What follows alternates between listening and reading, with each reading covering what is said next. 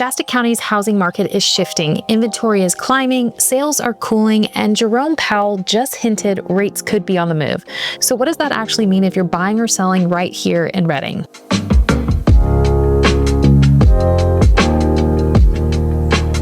Hey guys, welcome back to another episode of Rooted in Redding. I'm Faith Barrett, your local guide to everything here in our area.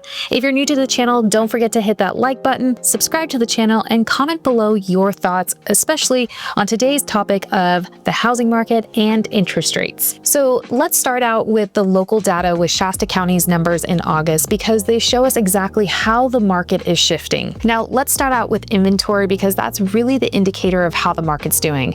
Right now, looking at active listings, homes that are currently on the market, so no new inventory, but just the entire data, we are at 1,029 homes in August. That's a 30% increase from last year.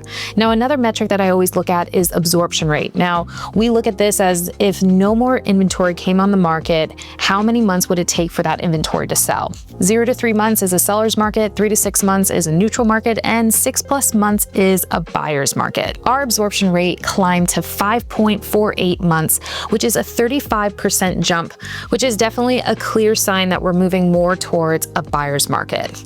Now, I will say it definitely feels for what is going on in our market. Buyers definitely have more leverage than sellers right now. So let's keep breaking down the numbers for you. Now, looking at the median sales price in August, that was $359,000, which was down 2.7% from last year and lower than July's, which was $370,000.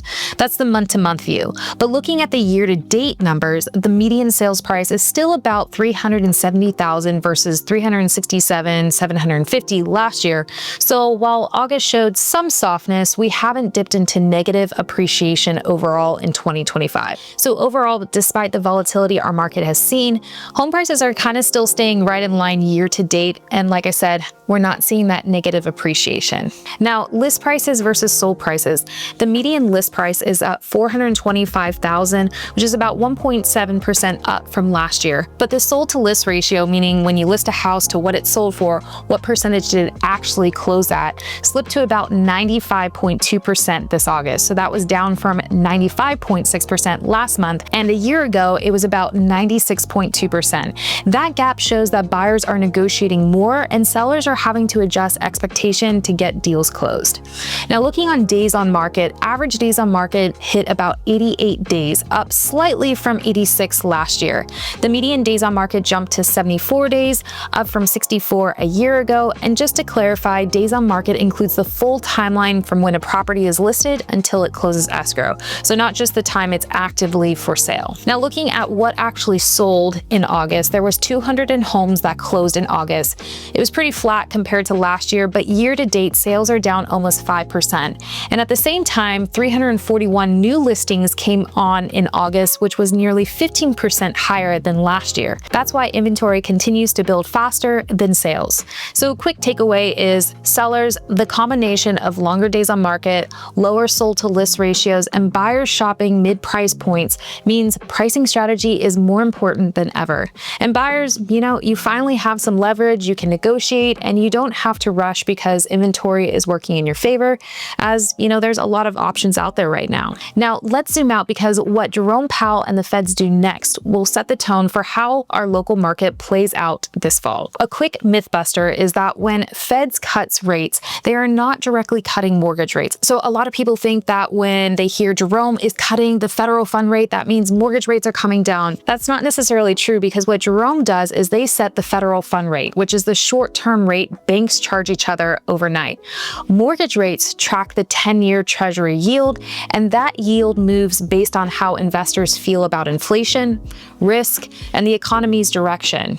So here's where it gets a little counterintuitive. Sometimes rates actually rise after a Fed cut. Why? Because if investors think the Fed is behind the curve on inflation or cutting could spark more inflation, they may sell off long-term bonds. That selling pushes yields higher and mortgage rates climb right along with them. So the story isn't as simple as cuts equal cheaper mortgages. Mortgage interest rates move on expectations about inflation, growth, and risk, not just Jerome Powell's policy rate. That's why we've seen rates dip briefly before cuts in the last year, then bounce back once markets process the bigger picture. And the jobs report is one of the Fed's biggest indicators, though not the only one. Jerome Powell and the committee also weigh inflation data, consumer spending, and financial stability. But employment carries a lot of weight because if hiring slows and unemployment ticks up, that often signals to the Feds a green light to cut. So even if inflation hasn't quite reached the 2% target yet, the next U.S. jobs report comes out this Friday, September 5th, and it's the last major labor market signal before the Fed meets on September 16th and 17th. If the report shows weak hiring and rising unemployment, Jerome will likely double down on signaling on a 0.25% federal fund rate cut. But if job growth surprises to the upside, he may hold back and focus more on inflation risk. In short, Friday's report and the next week's FOMC meeting will set the tone for how rates move into fall. Now, let's add one more wrinkle. Jerome Powell's term as Fed chair ends in May of 2026. Between now and then, you can bet that he wants to leave office with a track record of, quote, doing his job, guiding inflation down towards 2%, and keeping the economy from tipping over. But once Jerome steps down, things could change. The next chair appointed by the current administration could lean more dovish, favoring lower rates to stimulate growth, or hawkish, keeping rates higher to fight inflation. Historically, the Fed chair sets the tone even though they're just one vote among 12 on the FOMC. Their leadership style shapes consensus, and markets react quickly to that shift. So with Jerome Powell leaving, it could create a wait-and-see mode in the mid-2026 year. So it'll be really interesting who takes that seat, because it could mean, faster cuts come, which means it could affect the mortgage rates, or it could be somebody similar to like Jerome Powell's tone of, slow, steady, very cautious, and, almost like restricting, warning to cut the federal fund rate. So what does this all mean for us in Shasta County? Well, right now, inventory is building, prices are stable but mixed, and buyers have more negotiating power than we've had in many years. Sellers just really need to be strategic with pricing, and buyers should keep an eye out on rates, because what Jerome and eventually his successor decide will influence affordability, but not always in the way headlines suggest. I'd love to hear your thoughts on what you think the market's going to do. Where do you think interest rates are going to go? Because at the end of the day, nobody really knows exactly what's going to happen, but we will keep you informed here. So as always, thanks so much for tuning into this week's episode of Rooted in Reading, where we not only help you find a home, but a community to thrive in. We will catch you next week.